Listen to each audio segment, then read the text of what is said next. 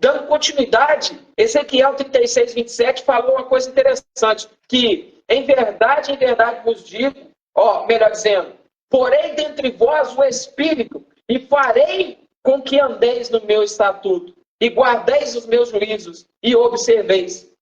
Marcos, aqui a palavra de Deus está falando que se eu guardo os estatutos de Deus, é porque Deus fará isso através do Espírito dele, não eu.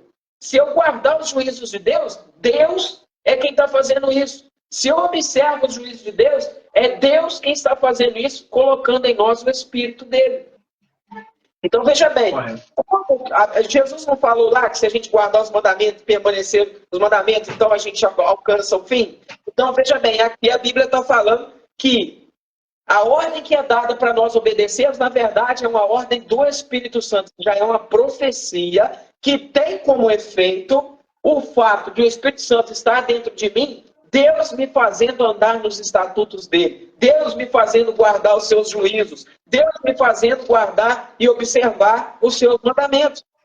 Isso é interessante se observar. E aí é que entra João, capítulo 5, versículo 24, que diz, em verdade vos digo, quem ouve a minha voz, minha palavra, e crê naquele que me enviou, tem a vida eterna.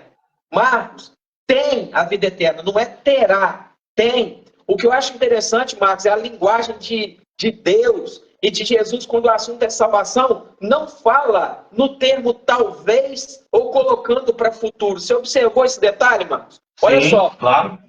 Efésios, capítulo 2, verso 8, 9 e 10, que muito lido pelos monetistas, de modo nenhum ele estava falando assim, pela graça, Marcos, você está salvo. A Bíblia não diz isso. A Bíblia diz, pela graça, sois salvo.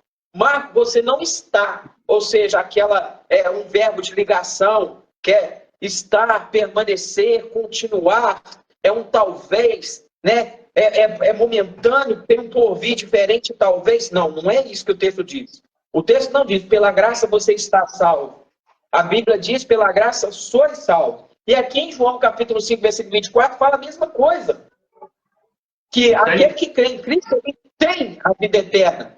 Ele não entrará no juízo, ele não entra em juízo, porque ele já passou da morte para a vida.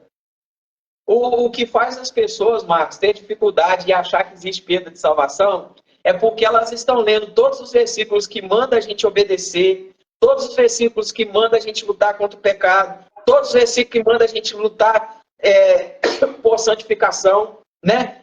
Esses versículos todos são profecias, são ordens divinas, porque isso faz bem, porque isso faz sentido na minha vida.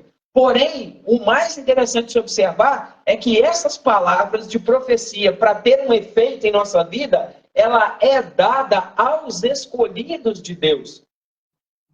São mensagens que não são dadas àqueles que não são ovelha de Deus, né? Lembra aquela mensagem que Jesus falou, sabe por que vocês não ouvem a minha voz, vocês não concordam comigo? Porque vocês não são minhas ovelhas. Porque se vocês fossem minhas ovelhas, o que eu falo surtiria efeito em vocês, o que eu falo, vocês me seguiriam. Por quê? Porque Jesus mesmo responde, porque as minhas ovelhas, elas ouvem a minha voz, elas me seguem, né? Então, aqueles que a gente acha que perdeu salvação, na verdade, eles nunca foram.